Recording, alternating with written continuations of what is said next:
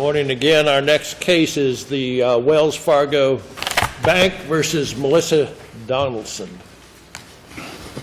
May it please the Court, Jonathan Rosen on behalf of the appellant, Wells Fargo Bank as trustee. I'd like to reserve 2 minutes for rebuttal, Your Honor. All right. Wells Fargo appeals a final order involuntarily dismissing its foreclosure action at trial and precluding it from presenting any evidence whatsoever at trial. At what point did the dismissal order come? At the beginning of the trial, right before trial, or was there any evidence at all presented? There was no evidence at all presented. Was there any record evidence already in court files? Certainly there was, Your Honor. There were answers to interrogatories that were filed with the court. Was there any evidence with respect to standing? Yes. Other than the assertion in the complaint? Yes, there were. What was it? Well, the answers to interrogatories filed with the court on August 1st, 2013 attested plaintiff has been in possession of the note endorsed in blank prior to and at all times since the filing of this foreclosure action. Also referenced and incorporated into the verified complaint, remember this is a verified complaint, not just an ordinary pleading, was referenced by book and page number an assignment of mortgage that was dated more than 2.5 years before the filing of the foreclosure action, transferring both the note and the mortgage to the plaintiff, again, 2.5 years before the filing of the foreclosure. The verified complaint, if I understand it, said that, did it attach the note endorsed in blank? Yes, it did, Your Honor. And it said, and it swore that it held the note. Correct. It swore that the plaintiff held both the note and the mortgage at the time of the filing.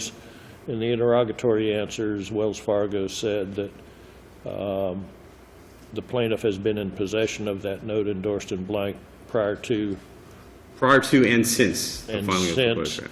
And then, if I understand the facts correctly, there was a request for admissions back in the day, obviously before the trial, and Wells Fargo didn't respond.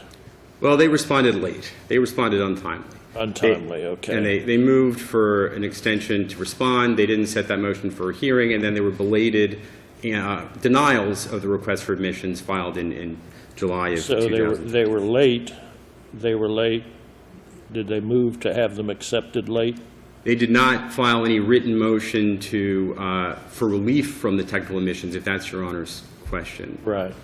But at the trial... Was there any reason why that didn't happen? I don't know why they didn't move for relief from the technical admissions. So, but at the trial... Did the trial actually... I guess in a non-jury case, it's sometimes a little hard to know when it's starting, but this was on the day, it was dismissed on the day of trial, right? That's correct. No witnesses were called. No evidence was admitted. There was no evidence admitted. In fact, the trial judge said, I'm not going to let you present any evidence, Wells Fargo. Was this the trial judge acting sua sponte? Yes, there was no motion in limine to exclude any evidence of standing or anything like that. Who asked for the involuntary dismissal based upon the admissions? Well, borrower's counsel raised the fact that there were these technical admissions before it started. Before it started. And that was the end of it. Did they move for an involuntary dismissal or a tennis or? I don't believe there was a formal motion for involuntary dismissal or a tennis. I imagine there wasn't a written motion. Well, certainly there was no written motion, but I don't believe that he used those words. There's a transcript that's been filed with the court. The transcript's in the record. The transcript's in the record. Yes, but my recollection of the transcript is that there wasn't a motion. There was a mention of these technical admissions, and then the judge decided based on those he wasn't going to allow the bank to present any evidence, and he was going to dismiss. Was it a mention then? What is it? Does the transcript reflect, well, Judge, they admitted this, and then the trial judge picked up on it? Is that the way it worked? Yes.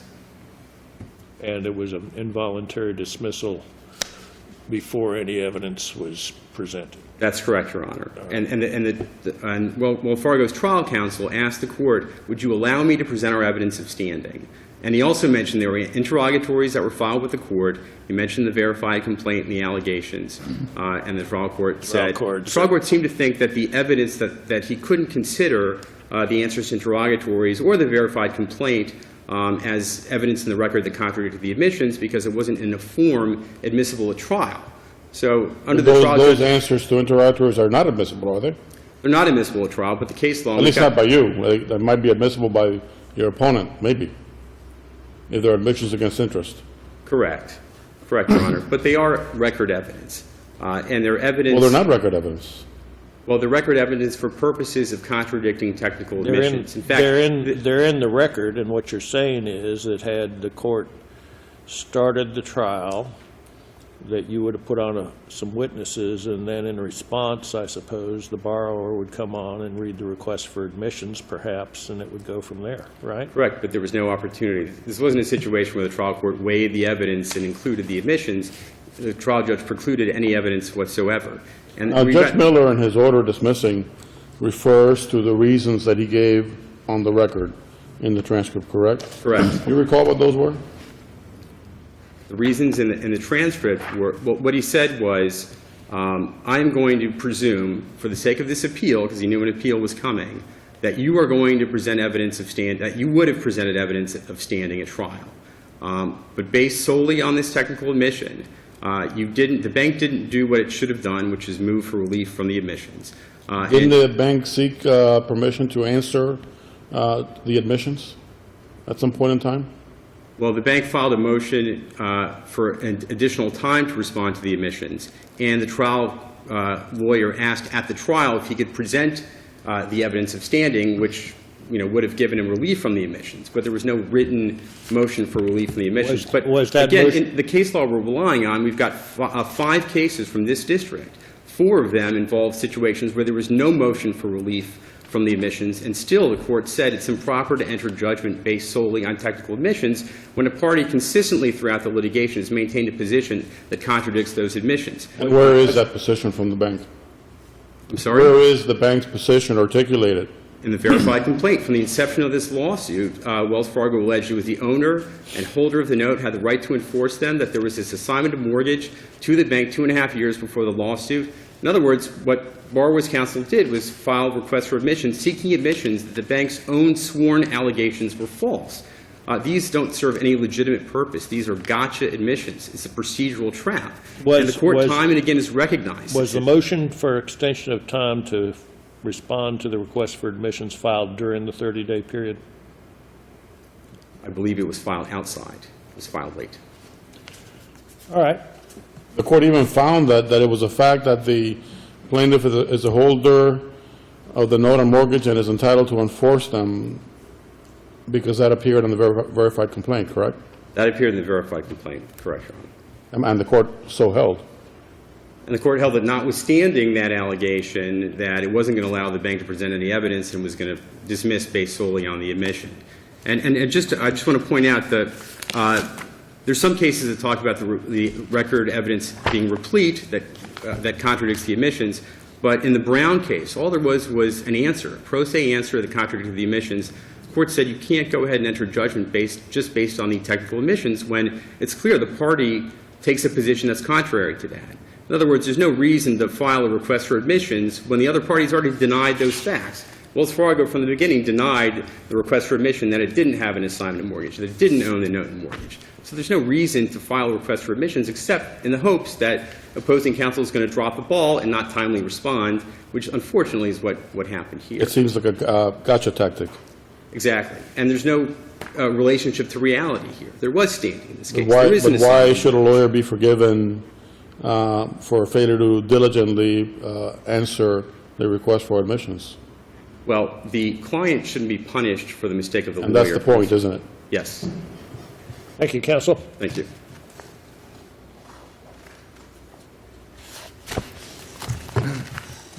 May it please the court, Dylan Graham for the appellee, Melissa Donaldson. I think that the trial judge's finding at the court bears repeating.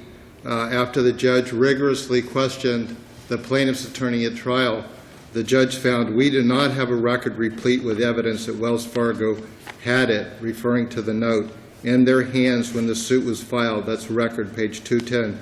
So there is no admissible evidence as far as I'm concerned, but the technical admissions. There is zero evidence. We are not going to start a trial to contradict the admissions because that would change the whole preparation for the defense. So what happened here is request for admissions were sent to the plaintiff more than a year before trial. They failed to respond to the request for admissions. They filed a number of Is it things. not true that the complaint was verified?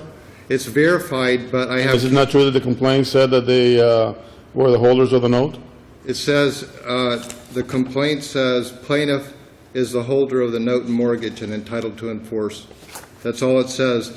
And it should be noted that there's So a what case. did the request for admissions ask other than that, aside from that, on that particular issue? What was the question in the request for admissions? Standing is a primary area of defense in these cases. Of course it is, but I mean, I understand, but if the plaintiff says, we are the owners and holders of the note and entitled to foreclose, what else can you possibly ask? Well, these requests for admissions were sent about a year after the suit was filed. They could have done more discovery and realized that they weren't the holders. And the fact is, they let a year go by before trial and never bothered to seek relief from admissions. So we had, under Rule 1.370, if the rules of civil procedure have any meaning, it's But aren't there a whole clear. bunch of cases that say, first of all, aren't there cases that say it's really not an appropriate use of a request for admissions to just restate the other side's pleadings and to see if they, agree to them again? I mean, so there's that line of cases, then there's another line of cases that says, a technical admissions for, a technical a failure to respond to request for admissions admits the admissions, but that shouldn't really stop the search for truth in the lawsuit and the presentation of evidence. I agree with you. If the record is replete with evidence that contradicts the admissions. So they had to say it more than once? So they had to say it more than once? Yeah, and they never did. The interrogatory Is there a answers- case that stands for that proposition, that they had to say it more than once? Well, all the cases they cite where they say that the record was in the cases where the judge got overruled on appeal, where they found the record was replete with evidence, there was the complaint, there were interrogatory answers, there were affidavits, there were depositions filed. We have none of this in this case. Well, here, don't you have the complaint in interrogatories? No, the interrogatory answers were not filed with the court, and they are not part of the record on appeal. And I'm sorry, was the note filed as an exhibit to the complaint, an attachment to the complaint? copy of a note, and the endorsements, another one of the admissions was admit that the endorsements are not genuine and authentic. So that was admitted that they weren't genuine and authentic. And Were they genuine and authentic? we, I mean, your client would know. no, the endorsements, my client wouldn't know. Oh, okay. But it's my understanding that requests for admissions are really like pleadings. I know they're in part of the discovery rule, but they're like pleadings, and they're designed to like shape the litigation and identify issues that don't have to be tried because there isn't any good faith dispute about the issue. But they're really not designed to avoid litigating on the merits. Well, you could say that, but that's not what the rule says. Well, When there you are read cases that say that, though. The plain meaning of the rule, which is the way Florida rules of civil procedure are interpreted, or if you don't deny it within 30 days, they're conclusively established for purposes of the litigation. And going to trial, having them admitted for more than a year, we were entitled to rely on those admissions. We Even did. though you knew that the bank was saying it had standing. And in other words, you were never in doubt as to the fact that the bank was saying it had standing because it said so, at least in the verified complaint. Yeah, but in these foreclosure cases, standing is a big issue. Yeah, I know, but especially you when knew have a that they were, blanket. but I guess my concern is that, I mean, see, we who labor here seek only the truth. I mean, I think, we should try to default to actual fact-finding and truth-finding when we can. And, this does seem a little bit like gotcha technicality, classic medieval notice pleading where, where we're not resolving the case on the merits. Yeah. Well, this plaintiff is Wells Fargo Bank. They had more than a year to fix this mistake, and the court pointed that out. They could have filed a motion for relief from admissions. They could have filed a motion for relief Well, from they admissions apparently- at the time of they trial. Apparently, right. so- Apparently they forgot or never looked at it even up to the day of trial. You know, when Yeah. you get ready, these cases, you don't take a huge amount of time to get ready for trial because they're short trials. Your client could have moved for summary judgment. Yeah. Now that you, the bank, are admitting that you didn't have standing, let's put this lawsuit to bed. Why didn't your client do that? I would suspect because they really weren't admitting that. They would, as soon as you advised them, they would have corrected it. Yeah. But at trial, it's also our position on appeal that they waived this argument because they should have moved for relief from admissions at trial. They didn't do that. Well, Judge Miller said, I'm going to assume that if we had a trial, that you would put someone on that would say that the bank was the owner and holder of the note and entitled to foreclose. He made that assumption. So it seems to me, reading the transcript, and I was just looking at it again now briefly, that Judge Miller simply entered the dismissal because the bank failed to answer the request for admissions on that issue alone. Well, but he kept saying to the plaintiff's attorney, show me on the record, please show me on the record where there is evidence conflicting with the admissions. And the attorney says, I don't have any, but if you let us put on trial testimony, we can show you. So he wasn't able to show the trial judge that the record was replete with evidence contradicting the admissions. And the verified complaint says upon information and belief, and there's a case right on point that says that does not qualify as competent evidence. But the note was attached, right? A copy of a note, and the endorsement was not part of the note. It was a separate page. Isn't it usually? A lot of times there's an endorsement right on the last page of the note. And a lot of In this times it's a case, separate page, isn't it? I've seen it. I've seen it both ways. Okay. Thank you, counsel. You have 1 minute, counsel. Thank you, Your Honors. First off, the answers to interrogatories were filed with the court on August 1st, 2013. They're part of the supplemental appendix that was attached to our reply brief. You see the electronic stamp on there. They were filed before the trial date? Correct. Second point, for the cases, give relief from this kind of judgment based on technical admission, even without any motion for relief filed, therefore. So the waiver argument doesn't work. The Arav's case, there was no motion for relief. The Brown case, the Ruiz case, and the Scher case, all those cases, there was no motion for relief. That's actually noted in the opinion, and noted that there's a district court split. So you're relying on Araz, Brown, and who else? Araz, Brown, Ruiz versus De Verona, and Scher. All those 4 cases, there's no motion for relief Chair, filed. C-H-E-R? S-H-E-R. Oh. And the court notes, I think it's in the Ruiz case, there's a district court split. The second and the fifth require a motion, the third does not. Thank you, counsel. Thank you, Your Honor.